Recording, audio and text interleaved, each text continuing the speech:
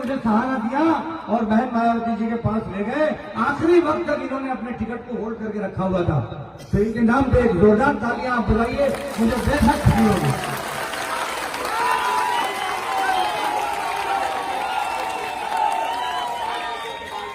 7 बजे शाम को अचानक मुझे बुलाया गया कि आप आदमगढ़ आइए, आपको सिंबल रखा हुआ है। फिर डॉक्टर साहब ने कहा, जो पूरे इस कई जिले के प्रभारी हैं, उन्होंने कहा डॉक्टर अजय साहब से कि आप ऐसा करिए कि आप वहीं लखनऊ में रुके रहिए, बहन जी आपसे फौरन मिलना चाहती हैं। मुझे फौरी तौर से बहन जी के बंगले पे बुलाया गया। जाट साहब भी वहीं पहुंच गए और जिला अध्यक्ष भी वहीं पहुंच गए और बंगले में जाके बहन मायावती जी से मुलाकात हुई। उनके बारे में तरह तरह के किस्से सुने थे, तो एक मन में अजीब सी कैफियत हो रही थी। मगर जब उनसे मिली तो इतनी इंतहाई करके मोहब्बत के साथ उन्होंने बात की, यहां तक कि उन्होंने पूछा कि आपके कितने बेटा हैं, कितनी बेटी हैं, किसकी शादी हुई नहीं हुई, कितने भाई और बहन हैं, आप लोग क्या करते हैं। उन्होंने मुझसे कहा कि जमाल साहब आप जाइए, चुनाव जीत के आइए, मेरी शुभकामना है। मैं आपको यकीन दिलाता हूं कि बहुजन समाज पार्टी में आपको हमेशा सम्मान दिया जाएगा और इज्जत दी जाएगी, कभी आपको सम्मान में कमी नहीं आएगी। अब टिकट सिंबल आजमगढ़ में रखा हुआ था, मैं लखनऊ में था, रात के 9 बज चुके थे, 10 बज चुके थे। मैं लखनऊ से चला, सिंबल हमारा आजमगढ़ से लखनऊ की तरफ चला। डॉक्टर साहब यहां बैठे हुए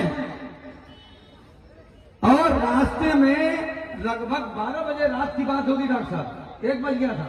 1 बजे रात को हमारी और डॉक्टर साहब की गाड़ी की मुलाकात होती है और 1 बजे रात को डॉक्टर साहब की गाड़ी में मेरा सिंबल भरा गया। 1 बजे रात को और 1 बजे रात को उन्होंने मुझे सड़क पे खड़े होकर सिंबल दिया।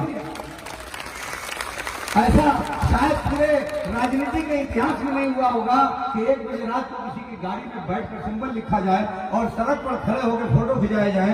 ऐसा कभी आपने सुना नहीं होगा।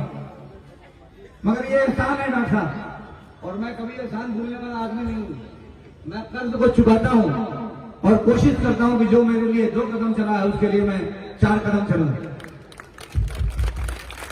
टिकट मिल गया, मऊ आए, आते ही उसी दिन मुकदमा एक हो गया। फिर 4 दिन बीता तो फिर एक मुकदमा हो गया। फिर जब पर्चा वर्चा भर दिया गया तो फिर मुझे सिर्फ एक गाड़ी की परमिशन दी गई, स्कॉर्पियो की, और 2 ऑटो रिक्शे पर ऐलान करने की परमिशन दी गई। 3 दिन बीता तो एक ऑटो रिक्शा सील। आरोप क्या लगा कि उसकी पहिया टेढ़ी घूमती है।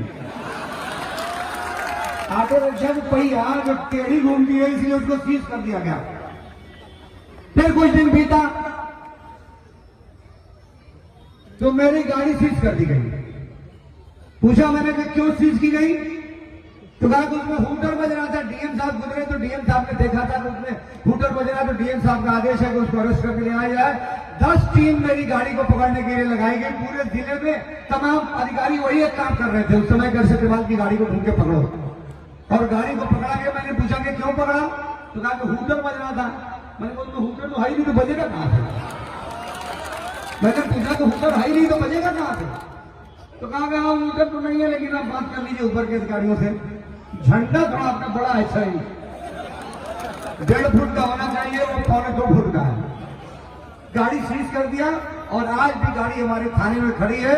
मेरे पास एक गाड़ी भी नहीं है जिससे मैं चल सकूं। मैं स्कूटी से उस दिन से चल रहा हूं, आप सब देख रहे होंगे।